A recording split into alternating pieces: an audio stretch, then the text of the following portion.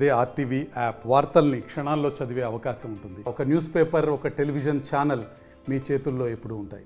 ఎక్కడ చూసినా cyber crime విషయంలో పెద్ద ఎత్తున చర్చ జరుగుతున్నటువంటి 10 మందిలో దాదాపు సగం మందికి పైగా సైబర్ క్రైమ్ బారిన పడుతున్నటువంటి నేపథ్యం. అయితే అనంతపురం జిల్లా పోలీసులు మాత్రం కొత్త పొరవడిని తీసుకొస్తున్నటువంటి నేపథ్యం.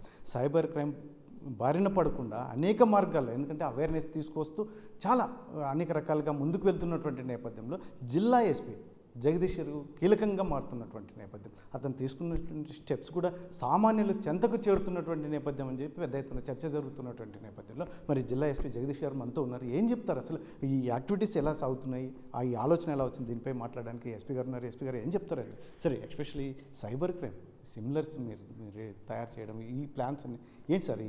మీరు సైబర్ క్రైమ్ని అరికట్టడంలో ఒక వైపు అయితే ముఖ్యంగా అవేర్నెస్ కార్యక్రమాలు కూడా తీసుకెళ్దాం, ఎలా దీన్ని ఏం చెప్తారు అసలు? నిన్నటి నుంచి మనము అనంతపురం జిల్లాలో సైబర్ సురక్ష, మన భద్రత మన బాధ్యత అనే ఒక ట్యాగ్ లైన్తో మనము ప్రోగ్రామ్ స్టార్ట్ చేయడం జరిగింది. సో బేసికలీ ఒక 15 days ప్రోగ్రామ్. సో దీంట్లో we are reaching out to public, చదువుకున్న వాళ్ళు, చదువుకోని వాళ్ళు, సో అందరికీ అర్థమయ్యేటట్టు ఫస్ట్ నిన్న ఆల్రెడీ ఒక 3 డిజిటల్ వెహికల్స్ని మనము లాంచ్ చేయడం జరిగింది. సో ఆ 3 వెహికల్స్ కూడా అక్రాస్ ద డిస్ట్రిక్ట్ టూర్ చేస్తాయి. సో దాంట్లో ఒక 10 నుంచి 12 వీడియోస్ మనం తయారు చేయడం జరిగింది. సో డిఫరెంట్ మోడల్స్ ఆపరెండితో పాటు ఎలాగ మన సైబర్ ఒక ఫ్రాడ్ ఎలాగ జరుగుతుంది సో అనేది రియల్ టైంలో ఆ వీడియో ఒకటి ఆల్ 10 ప్రతి ఈచ్ ఆఫ్ ద ఎంఓస్ మీద ఒక్కొక్క వీడియో కింద 12 వీడియోస్ మనము రెడీ చేయడం జరిగింది. అది డిస్ప్లే చేస్తూ ఆ వెహికల్ తిరుగుతూ ఉంటుంది.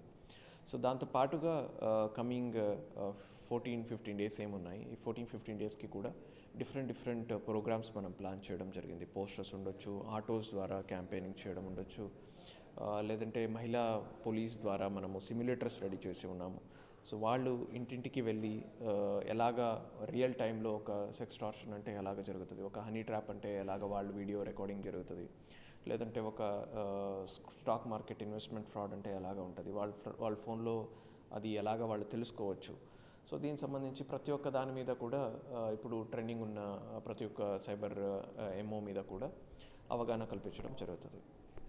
మీరు తయారు చేయించినటువంటి సిమ్యులేటర్స్, ఎందుకంటే ప్రతి ఒక్కరికి అవగాహన కల్పించడానికి ప్రతి సెల్లో చూసుకోవచ్చు సార్, అది ఎట్లా ఆపరేట్ చేసుకోవాలి? సో అది యాక్చువల్లీ మనం కొన్ని ఫోన్స్కి ఇన్స్టాల్ చేస్తాము, వాళ్ళు వెళ్ళి పబ్లిక్కి దాన్ని ఇన్స్టాల్ చేసి చూపిస్తారు. సో వాళ్ళ ఫోన్లో ఇన్స్టాల్ చేసుకున్న దాన్ని చూపించడం జరుగుతుంది. సో మీకు ఫర్ ఎగ్జాంపుల్ ఒక డిజిటల్ అరెస్ట్ అంటే మీకు ఎట్లాంటి కాల్ వస్తుంది, వాళ్ళు అవతల నుంచి ఎలాగ మాట్లాడతారు, మీరు దానికి ఏం రెస్పాన్స్ ఇవ్వాలి. సో లేదా ఒక కాన్వర్జేషన్ జరుగుతున్నట్టు వాళ్ళకి తెలుగులో మాట్లాడుతున్నట్టు లోకల్ ఒక కామన్ మ్యాన్, ఏమీ తెలియని ఏమీ చదువుకొని ఒక వ్యక్తి కూడా ఆ వీడియో చూస్తే వాళ్ళకి రియల్ టైం ఇంటరాక్షన్ లాగా ఉంటుంది, ఒక డెమో లాగా ఉంటుంది, ఈజీగా అర్థమయ్యేటట్టు మనం రెడీ చేయడం జరిగింది. ఇలాగ ఒక 12-13 ఎంఓస్ మీద మనం సిమ్యులేటర్స్ రెడీ చేసాము. సార్, ఎస్పెషల్లీ దీంట్లో ఎందుకంటే అవేర్నెస్ కార్యక్రమంలో ఎవరినైనా ఇన్వాల్వ్ చేస్తున్నారు, ఎందుకంటే చాలా చోట్ల ఇప్పుడు కొంతమంది పబ్లిక్ కూడా వెళ్ళే ప్లేసెస్ ఉంటాయి, హాస్పిటల్స్ కావచ్చు, డాక్టర్స్ కావచ్చు, ఎస్పెషల్లీ రిటైర్డ్ ఎంప్లాయీస్ కూడా ఉంటుంది, వీళ్ళని కూడా ఇన్వాల్వ్ చేసే అవకాశం ఏమైనా ఉంటుంది? సో యాజ్ ఆఫ్ నవ్ మనము మీడియా, సోషల్ మీడియా ఇన్ఫ్లుయెన్సర్స్తో కూడా ఆల్రెడీ ఒక మీటింగ్ పెట్టాము. Media and banks, students and school administration, colleges వీళ్ళెవరు ఉన్నారు. సో ఇంతవరకు మనము రోపింగ్ చేసి నిన్న ప్రోగ్రామ్ మనము లాంచ్ చేయడం జరిగింది.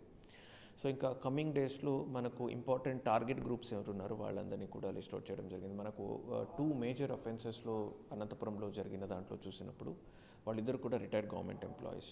సో వాళ్ళ అకౌంట్స్లో కొద్దిగా సేవింగ్స్ అమౌంట్స్ ఉంటాయి, వాళ్ళు విక్టిమ్స్ అయ్యే ఛాన్సెస్ ఉంటాయి కాబట్టి సో ఇలాగ డిఫరెంట్ టార్గెట్ గ్రూప్స్ ఏమేమి ఉన్నాయి వాళ్ళని ఐడెంటిఫై చేసి వాళ్లకు తగ్గట్టుగా మనం ప్రోగ్రామ్స్ ప్లాన్ చేస్తున్నాము.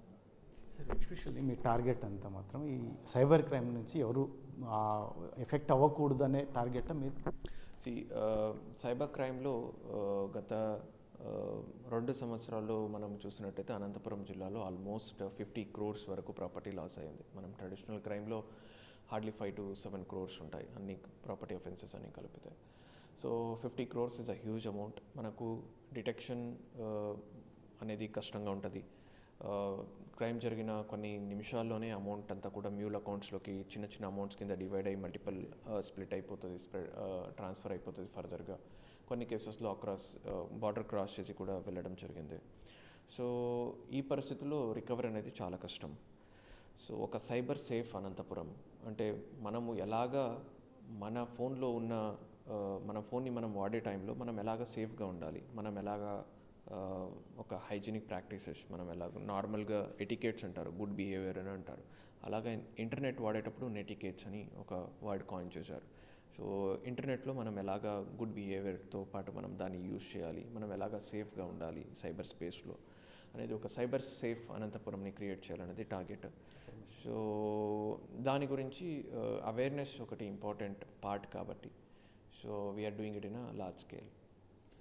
Thank you.